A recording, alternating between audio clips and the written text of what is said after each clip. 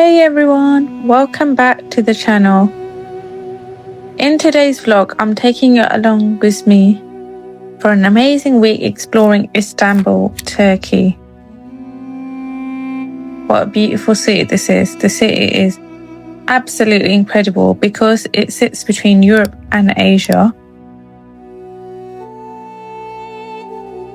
So to begin with, on day one, I started my journey by flying into Istanbul and heading straight to the hotel to check in. Once I dropped off my bags, I headed over to Taksim Square, one of the most busiest and famous areas in the city. One of my first stops was the beautiful Taksim Mosque, which was so amazing to go inside and see close up.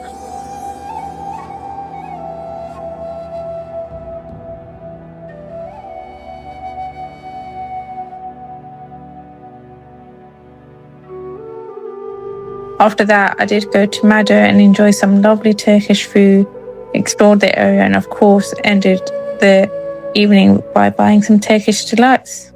Not a bad way to start the trip.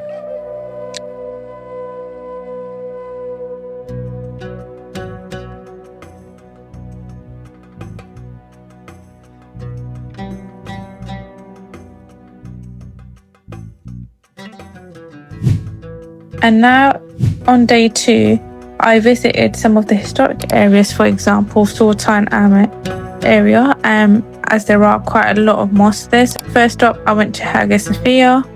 That is a world famous mosque. So interesting fact about this is obviously been a church and a mosque, then a church and a mosque. So this place is incredible because it's one of the few places in the world where Christianity and Islam exist side by side in the same building. And when you go inside, you will see that, and it's really stunning to see. It was originally built as a church that later turned into a mosque and is now functioning as a mosque again. After that, I had to walk across and walk to the iconic Blue Mosque, which is also known as the Sultan Ahmed Mosque, so you don't get confused. The architecture here is stunning, especially the blue tiles and massive domes. It's probably one of the most stunning architecture of a mosque I've seen around the world, and I can see why people from all over the world come and marvel at this wonder and get lost in the architecture and the beauty that this place holds.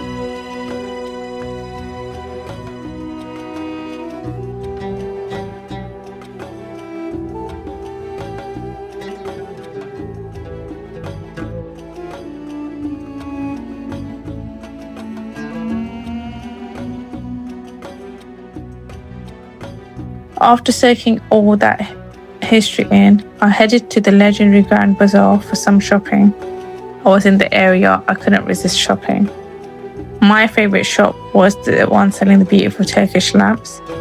And then after all that exploring and walking, I'd built up an appetite. And if I was already in the Grand Bazaar, there was only one place I was going to eat at. That was at the Nusret Steakhouse right in the Grand Bazaar. Day three, I went to the Spice Bazaar. So there is also a Spice Bazaar, and this is famous as well, and it's really, really good, and I really enjoyed it because the place is incredible. You got your spices in there, you got your teas in there, you got sweets, you got gifts, gold, handbags, everything is so good. So I bought quite a lot of stuff, way more than I'd planned to, but it was worth it because I needed the gifts for my family and myself.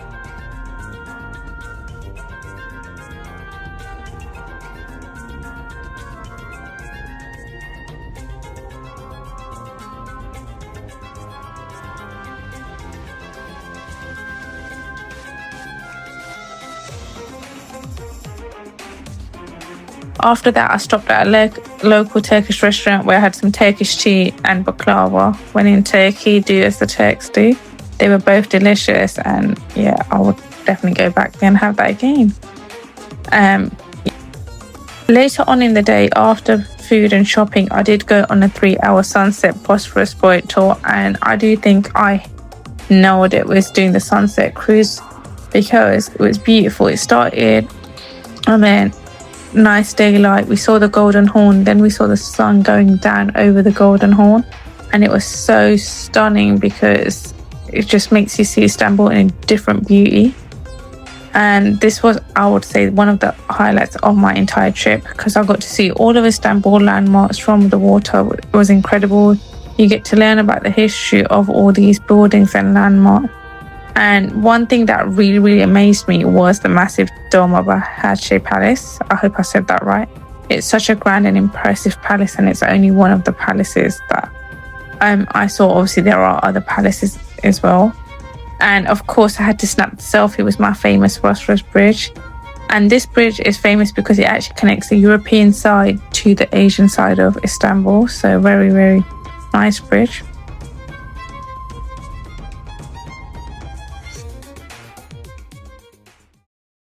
Then on day 4, wow, I had an interesting day. So I started it off with something sweet. I wanted to try out Hafiz Mustafa, and when I went there, I did try their famous chocolate kunafa, along with the pistachio ice cream and a hot chocolate because it was freezing cold outside.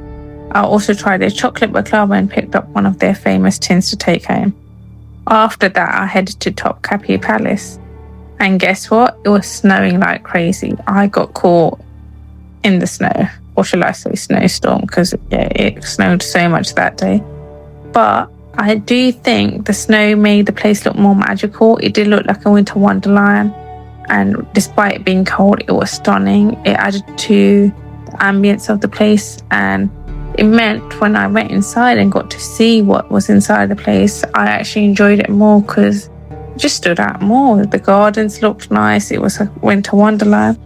And honestly, Topkapi Palace is so big. I literally spent my whole day there till it closed. And I learned so much. I could not believe how much history there was. I was exploring the palace gardens, taking photos, learning history about the Ottoman Empire, and I got to see so many incredible artifacts, and I got to learn so much about things in the history of the Ottoman Empire and what there is now. And the palace is insane, and every corner you go into, you're fascinated, and there's just not enough places to stop and take pictures. You're going to be there all day because of how good it is. So I would definitely recommend checking this palace out. On to day 5. So this was a very interesting day.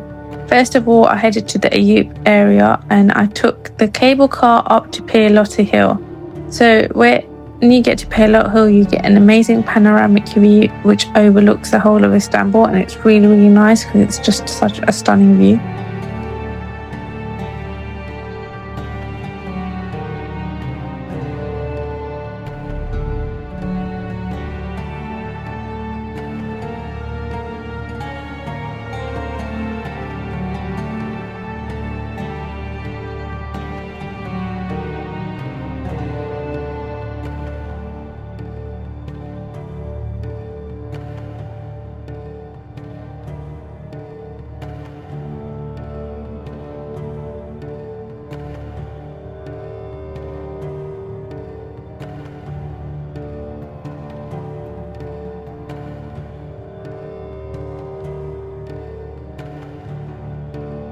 Whilst you're there on the hill, you're taking in the views, you're going to build up an appetite. And luckily for me, there was the Pirlotta restaurant and there was loads of vendors selling snacks, and I couldn't resist. So I went in and I had the lovely tornado potato, which was delicious. And then there was famous Turkish ice cream dondurma.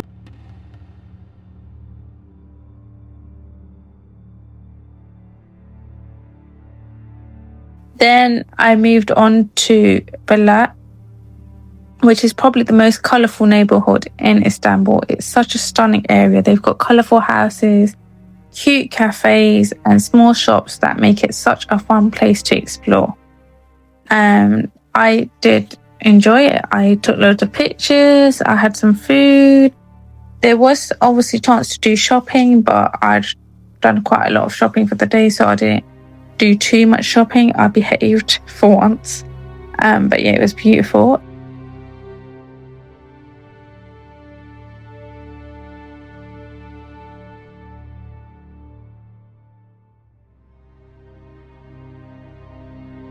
Then I headed to the Karaköy area where I saw the incredible Galata Tower. With Galata Tower, it's very important to Turkish history. It obviously made sure that It overlooked Istanbul for its safety. It was the watchtower that overlooked Istanbul. And whilst I was there, there was also a really nice market happening around the tower. So of course I had to check it out and grab some cute bits, because why not?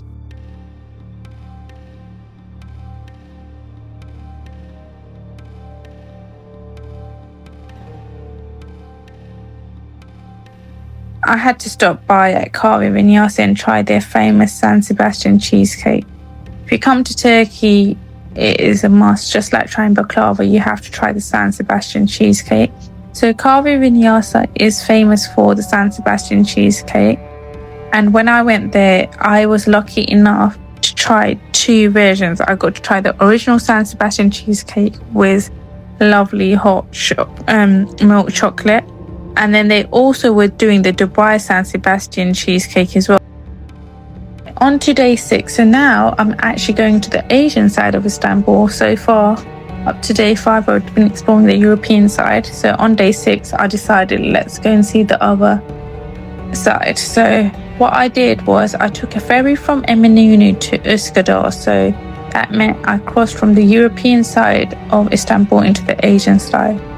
And then ferry ride was very cheap. I was very surprised at how modern the ferry was and how quick it was. And once I got to the Asian side, my main stop was the incredible Kumlika Mosque, which is the largest mosque in Turkey. It's only opened a few years ago, and what's great about this mosque is that it's not just a mosque. When I went there, I actually got to go to the Islamic museum, and that museum was great. I learned so much in there. I got to see so much historical artifacts there and Islamic artifacts. And then obviously I did go inside the mosque as well, where Friday prayers were happening, so I got to experience that as well. The men were sat downstairs and the ladies upstairs, so obviously I filmed this from upstairs, and it was great to see how stunning and grand this mosque is. Whilst you're in Kumlika Mosque, there's also the chance to go to Kumlika Hill, and Kumlika Hill is very important because it's such a beautiful hill, and it gives you, again, a panoramic view of the Asian and European side of Istanbul, including the Bosphorus Bridge from, obviously, the Asian side of Istanbul. And yeah, it was stunning. I loved the view. And after Kumlika Mosque, I went and grabbed some food at a nearby restaurant before heading back to the hotel to lay down.